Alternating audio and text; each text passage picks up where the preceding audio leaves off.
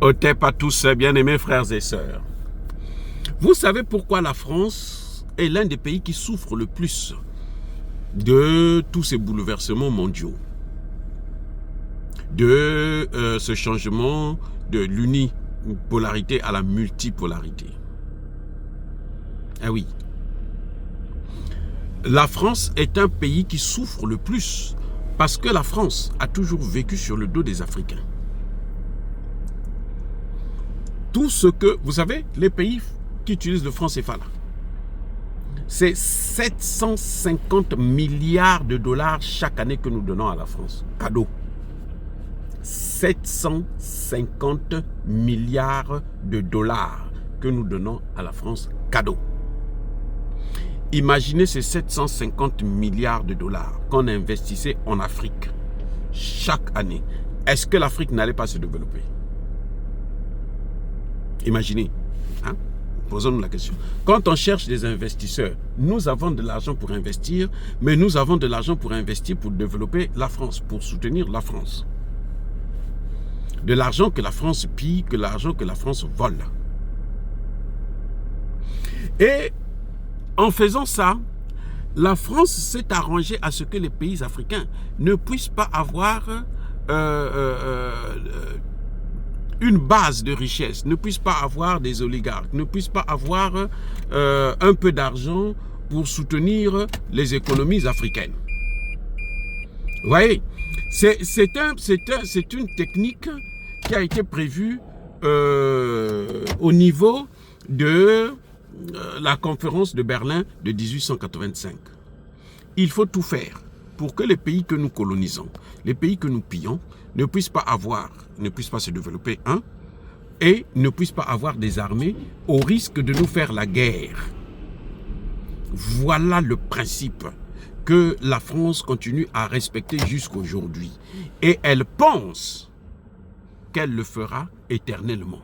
C'est pour ça que vous voyez que la France aujourd'hui préfère, Emmanuel Macron s'est agenouillé devant Tebboune, juste pour que Tebboune puisse l'aider à déstabiliser le Mali. En déstabilisant le Mali, il peut déstabiliser tout le Sahel et après déstabiliser toute l'Afrique de l'Ouest.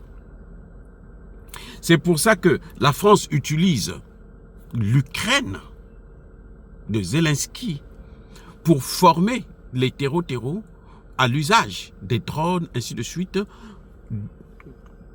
pour déstabiliser le Sahel et déstabiliser l'Afrique centrale. On vient de découvrir là que la France est en train de déstabiliser, avec Zelensky bien sûr, la RCA. Elle forme des terreaux dans des pays limitrophes. Moi, je suspecte beaucoup la RDC parce que c'est là-bas que la France a officiellement une école des officiers et cette école n'a jamais formé des officiers qui ont fait des preuves sur le terrain. Ça veut dire que ces officiers qui sont formés là-bas, ce ne sont pas des vrais officiers, ce sont des officiers terreau qui font faire le travail. Non seulement en RCA, mais aussi au Congo. Ce sont ces officiers-là qui ont travaillé pour Kagame. Ce sont ces officiers-là qui sont les plus gros traîtres de l'histoire de la RDC. Donc, la France a tellement appauvri ces pays que les produits français, ils ne peuvent pas les déverser en Afrique. Comment vous allez amener ces produits-là en Afrique alors que cette Afrique n'a rien? Ce n'est pas possible. Voilà le grand enjeu qu'il y a actuellement. Le grand problème que la France et les dirigeants, toute la classe politique française ne veut pas en parler. Aucun Français n'en parle. Même pas les Philippot, les Asselineau. Personne ne parle de cet aspect-là parce qu'ils savent que s'ils parlent de ça, les Africains vont comprendre. Mais les Africains comprennent déjà puisque moi je vous en parle. Et je ne suis pas le seul. Nous en parlons, nous savons. Le problème de la France, c'est l'Afrique qu'elle est en train de perdre. Et pourquoi elle est en train de perdre l'Afrique? Parce qu'elle a passé son temps à écraser cette Afrique-là. Maintenant, il y a une nouvelle génération de dirigeants africains qui se lèvent, qui se réveillent, qui disent non, ça ne peut plus continuer, nous devons changer la donne. Et la France n'a pas été préparée pour qu'un jour elle puisse sortir de cela. Ça a pris du temps à l'Allemagne pour, quand elle a perdu toutes ses colonies, pour se bâtir une économie sans les colonies. Ça a pris du temps à la Belgique pour essayer de marcher sur ses propres béquilles. Ça a pris du temps à la Grande-Bretagne pour essayer de lâcher, même s'ils n'ont pas complètement lâché, mais en tout cas, ils ont essayé de modérer un peu leur attaque et destruction des pays africains. Mais la France n'a jamais changé d'un iota de sa politique africaine. La politique africaine de la France, c'est toujours la même chose. Vous allez écouter le discours de Sarkozy au Sénégal. Vous allez écouter François Hollande, aujourd'hui sur toutes les chaînes que vous voulez. Vous allez écouter Emmanuel Macron. Là, c'est pire. Là, il n'y a rien à faire que dénigrer l'Afrique, dénigrer la Mayotte, dénigrer Haïti, dénigrer tout le monde et penser que la France doit être une puissance forte parce que, bon, on passe le temps à sacrifier, à insulter les Africains. Non, je crois que aujourd'hui la France est en train de payer le prix fort. Parce que qu'est-ce qui se passe? Pour faire face aux sanctions que les États-Unis sont en train d'imposer à ces pays, il faut que vous ayez une autre voie d'écoulement de vos produits. C'est-à-dire, comme les États-Unis sont en train de fermer leurs portes, faire l'isolationnisme, soit vos entreprises, les entreprises françaises, vont aller s'installer aux États-Unis et produire aux États-Unis pour qu'ils aient des bons prix, pour que les taxes puissent être réduites.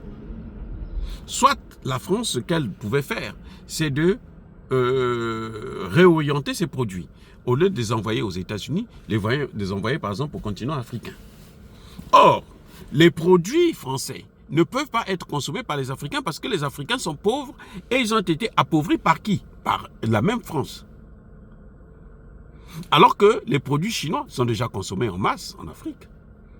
Ils vont augmenter encore leurs produits, c'est sûr. Mais plus ils vont augmenter, plus les prix vont être cassés et plus ils seront obligés à un moment donné de venir, d'investir en Afrique, de créer des entreprises en Afrique pour que les Africains puissent mieux consommer leurs produits. Parce que en envoyant seulement leurs produits en Afrique, les Africains maintenant sont en train de penser à créer leurs propres entreprises. On le voit au Burkina Faso. C'est la plus grosse innovation en Afrique où un gouvernement est en train de créer pas mal d'entreprises.